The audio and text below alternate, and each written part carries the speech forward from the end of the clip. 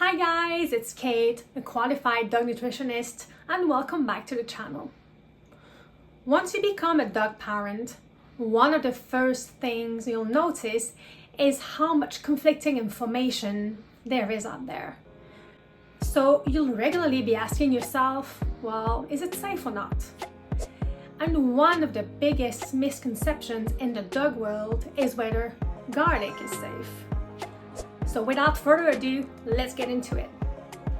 So, is it safe? The answer is yes. Not only is it safe, it's also extremely beneficial. When it's fed properly, of course. And there are some exceptions to this, and we'll discuss those later on in the video. But basically, it would take a huge amount of garlic for it to be toxic.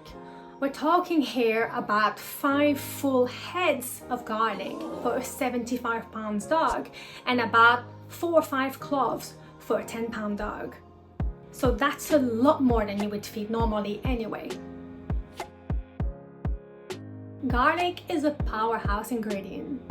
It's high in inulin, amino acids, vitamins, and minerals.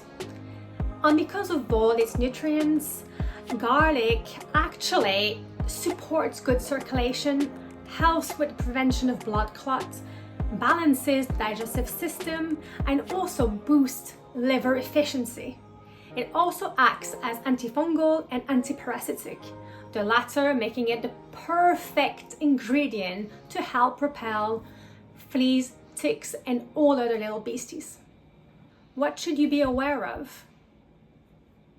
Certain breeds like Shiba Inu, Akita, and Japanese Shins should not be fed garlic. This is due to genetic variations that impact their ability to process garlic and other similar plants. Similarly, puppies under the age of 6 months should not be fed garlic either. That is because their developing red blood cells can be damaged from the toxic compounds in garlic, which can lead to anemia and other health issues. Between the age of 6 to 12 months, puppies should only be fed half the recommended dose. Same goes for pregnant and lactating dogs. They should avoid garlic altogether. It is also important for your dog to have a healthy digestive system before you start implementing garlic. This is to avoid any gastrointestinal upsets, bloating, and gas. Also, if your dog is taking any medication for a specific condition, you want to speak to your vet or to a nutritionist to see whether or not those medications would interact with garlic. How do you feed it? When it comes to feeding garlic, there are a few very important steps.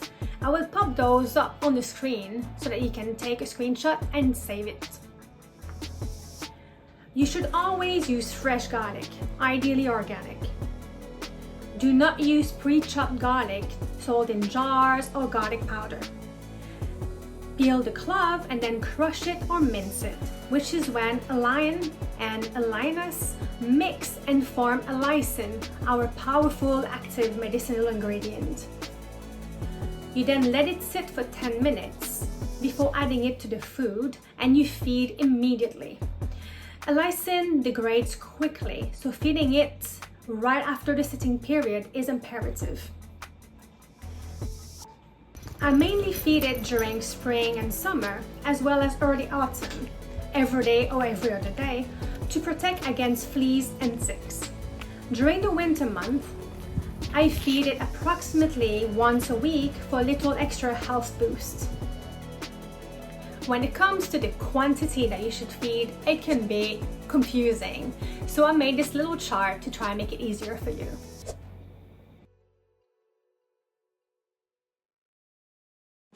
In conclusion, garlic is just one of many misconceptions that have been spread using old and inaccurate information. After all, everything can be toxic in a large quantity, even water. In future videos, we will look into other common misbeliefs linked to dog nutrition, so stay tuned.